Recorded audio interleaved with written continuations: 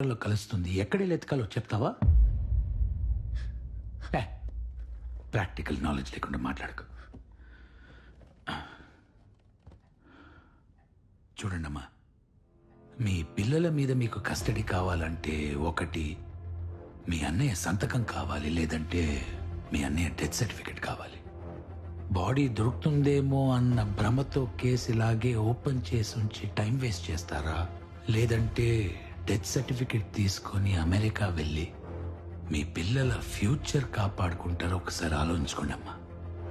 ఈ సెటిల్మెంట్ లో చూపించే టాలెంట్ కేసు సాల్వ్ చేయడంలో చూపించండి సార్. తీసుకెళ్ళండి. అంతకన్నా ఏం చేస్తారు యూనిఫామ్ వేసిన గుండా?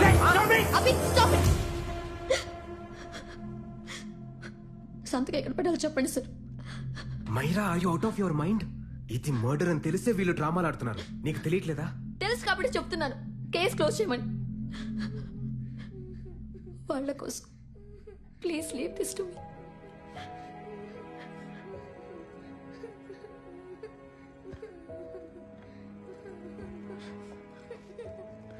డాడీని ఎవరు చంపారు? డాడీని ఎవరు చంపలేదమ్మా, మమ్మీ దగ్గరికి వెళ్ళిపోయాడు. ఇక్కడ ఆంటీ మిమ్మల్ని నాన్నకన్నా బాగా చూసుకుంటుంది.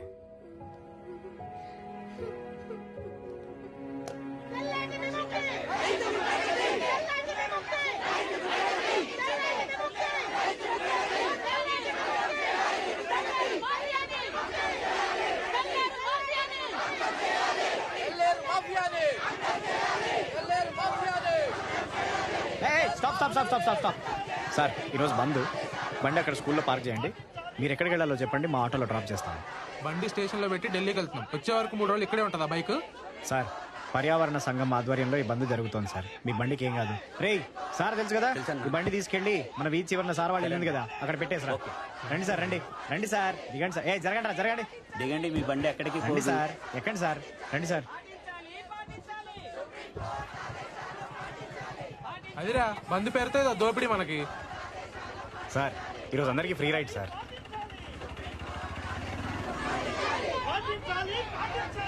పోలీసుల పైన రాళ్ళేయకుండా, బస్సులు తగలెట్టకుండా, స్కూల్లో షాపులు ముగించకుండా ఇదేం బంద్ బాసు అసలు?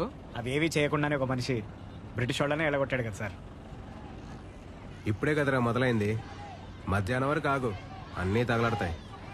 సార్, అవి చేస్తే పోలీసులు ఆ రాజకీయ గుండాలే చేయాలి సార్, మేం కాదు. ఆత్మహత్యలు చేసుకునే రైతులం సార్, హత్యలు చేసే గూండాలం కాదు. రైతులైతే ఆటోలు ఎందుకు తోలుతున్నారు మరి? రైతుగా బతకలేక, చదువుకునే శక్తి లేక. ఒకసారి ఆ మ్యాప్ చూడండి సార్, మాకు కథ అర్థమవుతుంది. గత 3 ఏళ్లలో తెల్లేరు చుట్టూ ఉన్న పల్లెల్లో 900 మంది రైతులు ఆత్మహత్యలు చేసుకున్నారు సార్. ఇది మీకు న్యూస్ ఛానల్స్లో అప్పుడప్పుడు కనిపించిపోయే వార్త అయి ఉండొచ్చు, కానీ అవి ఆత్మహత్యలు కావు సార్, హత్యలు. ఇది 40 ఏళ్ల కింద ఒక వర్గం ఓట్ల కోసం మొదలైన కథ. ఒకప్పుడు ఆసియాలోనే అతిపెద్ద మంచినీటి సరస్సు తెల్లేరు. మత్స్యకారులకి, రైతులకి సమానంగా ప్రాణం పోసేది. కానీ ఆ తెల్లేరుని ఆక్రమించుకుని కృత్రిమ చేపల పెంపకాన్ని ఎరేసి మత్స్యకారులందరినీ తన ఓటర్లుగా మార్చుకుంది ఒక వ్యక్తి. ఆ తర్వాత సొసైటీలు, లోన్లు, లీజులు అంటూ చెరువు మొత్తాన్ని తన గుప్పెట్లోకి తీసుకుని అదే ఓటర్లని ఆ వ్యవస్థలో బానిసల్ని చేసింది. 1000 కోట్ల సామ్రాజ్యాన్ని కట్టుకుంది. ఆ వ్యక్తి పేరే విశాఖవాణి. ఆ వ్యాపారం పేరే మత్స్యగంధ ఫిషరీస్. రాజకీయంతో వ్యాపారాన్ని, వ్యాపారంతో రాజకీయాన్ని కొనుక్కుంటూ ఈరోజు రాష్ట్రం మొత్తాన్ని తన గుప్పెట్లోకి తెచ్చుకుంది. ఇక్కడ రైతులకు వచ్చిన నష్టం ఏంటి మరి? చేపలకేసే కృత్రిమాహారం వల్ల నీళ్లు పాడయ్యాయి. చెరువు కట్టల వల్ల నీటి మట్టం తగ్గింది. సముద్రపు నీళ్లు వెనక్కి తన్ని ఉప్పు నీటితో లక్షల ఎకరాల పొలాలు నాశనమయ్యాయి. ఒకప్పుడు ప్రాణానికి ఆక్సిజన్లా ఉన్న చెరువు ఈరోజు విషంలా మారిపోయింది సార్. సుప్రీంకోర్టు ఆర్డర్స్ కూడా ఖాతరు చేయకుండా కబ్జాలు పెంచుకుంటూ పోతున్నారు సార్. ప్రభుత్వమే గుండల్లా ప్రవర్తిస్తే ఎక్కడికి వెళ్ళి చెప్పుకోవాలి sir మాలాంటోళ్ళు?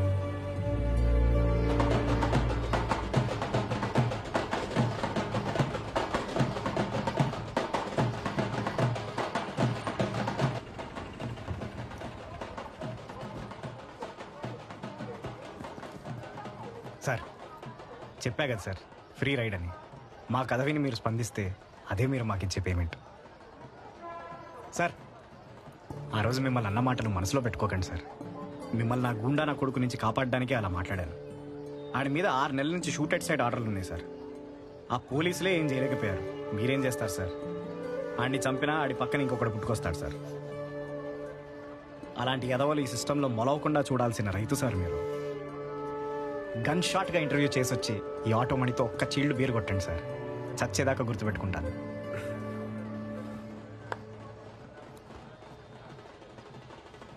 All the best sir. Thank you, all the best.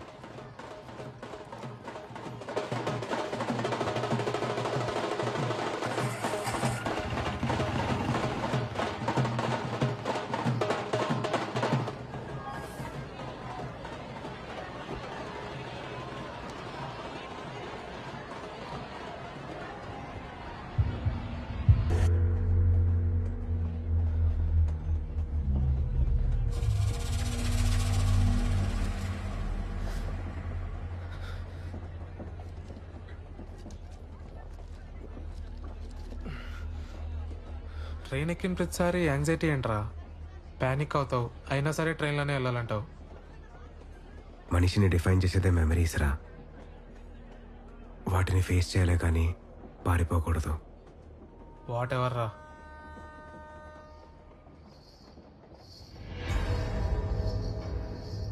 రే చూడు,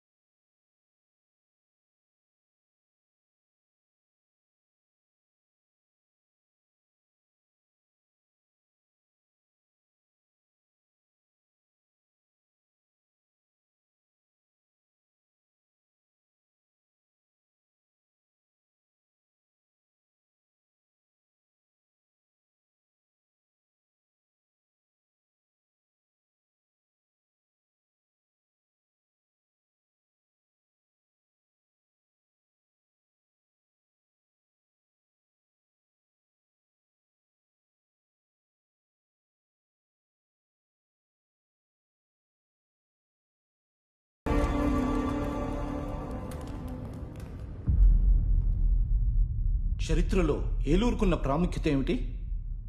దాదాపు 10 శతాబ్దాలు వెంగిరాజులు పాలించిన ప్రాంతం can you name a tourist attraction of your place? Telleru. IAS ఆఫీసర్లు అందరూ కరప్ట్ అనే అభిప్రాయం ఉంది. దాని మీద మీ ఒపీనియన్? వ్యవస్థ పునాదులే కరప్ట్ అయినప్పుడు అందరూ కరప్టే sir. With all due respect. మీలో కరప్ట్గా ఆఫీసర్లు ఎవరైనా ఉన్నారా?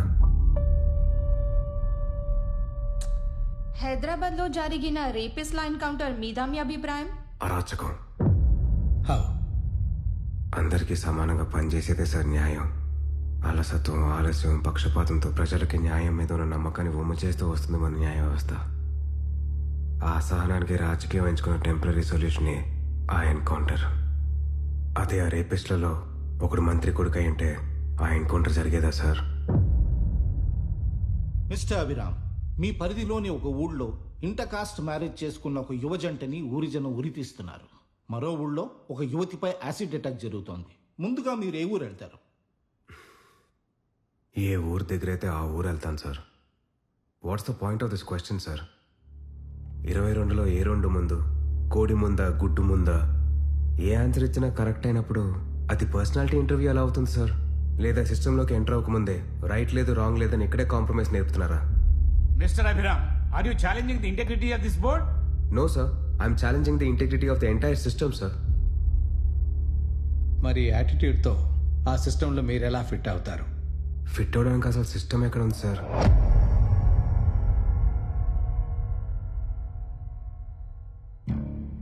రాజకీయ నాయకులు, ప్రభుత్వ ఉద్యోగులు, కోర్టులు, ఈ 3 గుర్రాలు రాజ్యాంగాన్ని సమంగా లాగుతూ ఒకరి తప్పులో ఒకరు ఖండించుకుంటూ ముందుకెళ్తున్నప్పుడే ఈ బండి రోడ్డు మీద ఉంటుంది. కానీ మతం ఎక్కిన ఈ రాజకీయ గుర్రం కాటి తప్పి మిగతా 2 గుర్రాలని ఇష్టం వచ్చినట్టు ఈడ్చుకెళ్తుంటే ఎక్కడుంది సార్ సిస్టమ్? కొన్ని లక్షల మందిని ఫిల్టర్ చేసి దొరికిన వాల్యుబుల్ బ్రెయిన్స్ అన్నిటినీ సిస్టంలోకి తోస్తున్నాం. కానీ వాళ్ళకు నిజాయితీగా